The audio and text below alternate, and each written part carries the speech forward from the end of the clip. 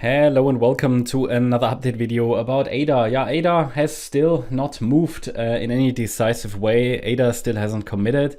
So we're still tracking here the sideways movement because ADA is squeezed between support resistance.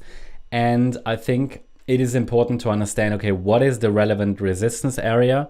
What is the relevant support area? And micro support is between 34.2 and 32.5 cents, and micro resistance between here around about 36.5 and 39.7 cents. And we are squeezed between support and resistance, so there isn't any, let's say, significant breakout or anything, and the price is currently not respecting it's respecting both scenarios pretty much, but it hasn't committed to one of these. Overall, I explained it in the last few days as well. The overall bullish thesis is technically valid as long as we're holding above the June low of last year.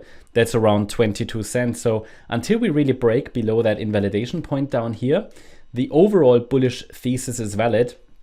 The main question at the moment is whether a larger degree wave 2 already bottomed in August, or whether the wave 2 is still unfolding. And unfortunately, ADA presents us with very, very balanced probabilities. So we haven't broken any support level, and we also haven't broken initial resistance.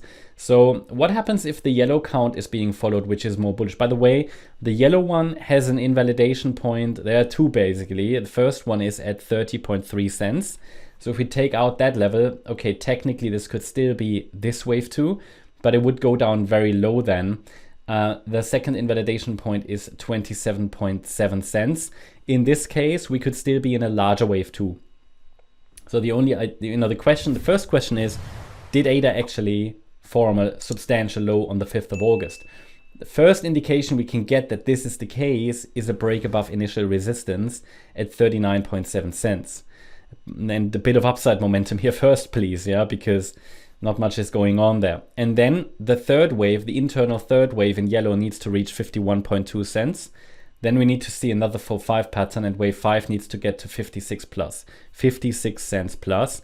Then we have a 5-wave move complete. And and only then we can really confirm that a larger degree wave 2 bottomed, and we could then call this wave 1, and the subsequent pullback would be a wave 2. So like a 1-2 setup. And then we can expect the wave 2 to actually hold a higher low and present a decent setup. So until we see that, we don't really have a confirmation that the August low is a substantial low. Continue to be vigilant. Even if we break out to the upside, it could just be an extended B wave, so be aware of that.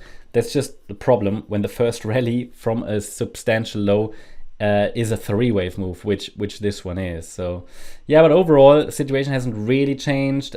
Please note that just, once we start to break it to the downside below 32.5 cents, micro support, take out the red line, probabilities for the white count increase, which would then also open the door for something more bearish, of course. But for now, I'm just tracking the two scenarios. It's just important to be aware of the relevant pivots.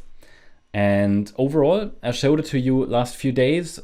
Bigger picture, as long as ADA can maintain above or hold above the June 23 low, we can track this overall bullish scenario, which might take ADA to $1.70 plus, 236, 295 in a larger degree third wave. This is the daily chart, but we need a setup on the smaller time frame that does support that, which would be the first 5-wave move up I've just shown you, followed by the 3-wave pullback.